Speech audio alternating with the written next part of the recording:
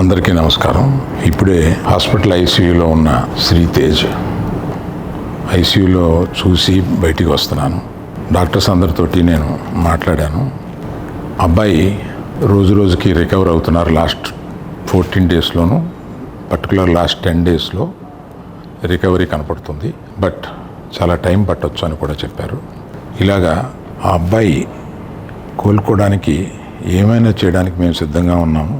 అది కాకుండా ప్రభుత్వం కూడా వచ్చి మేము దీన్ని తీసుకుంటాము,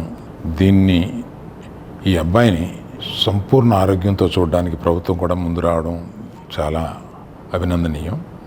చాలామంది అభిమానులు కానీ, బంధువులు కానీ, మిత్రులు కానీ అల్లు అర్జున్ ఎందుకు హాస్పిటల్కి వెళ్ళలేదు అని అడుగుతున్నారు.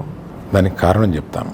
స్టాంపీడ్ జరిగిన రోజు మరుసటి రోజు మార్నింగే అల్లు అర్జున్ వద్దామని అనుకుంటే హాస్పిటల్ అధికారులు నిన్నే కదా జరిగింది, ఇవాళ ఈ హాస్పిటల్కి వచ్చి ఇక్కడ ఇంకొక ఇన్సిడెంట్ని ఎందుకు అవాయిడ్ చేయమని చెప్పి అడిగారు. కరెక్టే కదా అనిపించింది. రాలేకపోయారు. ఆ రోజునే కేసు పడింది.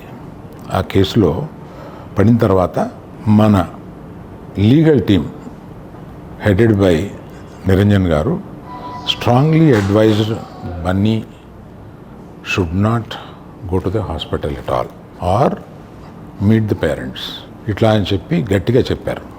ఆ తర్వాత మేము రావడానికి అనేక నిబంధనలు, మళ్ళీ నేను ప్రభుత్వాన్ని పర్మిషన్ అడిగాను.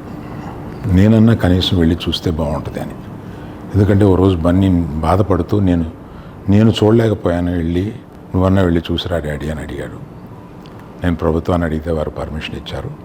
ఈ పర్మిషన్ నాకు ఇచ్చిన చీఫ్ మినిస్టర్ గౌరవనీయులు రేవంత్ రెడ్డి గారికి, పోలీస్ శాఖకి, మన హాస్పిటల్ అధికారులు, సిఇఓ గారు అభిమన్యు, మెడికల్ డైరెక్టర్ సంబిత్ గారు, వీరందరికీ, హాస్పిటల్ వర్గానికి అందరికీ నా కృతజ్ఞతలు తెలియజేస్తున్నాను.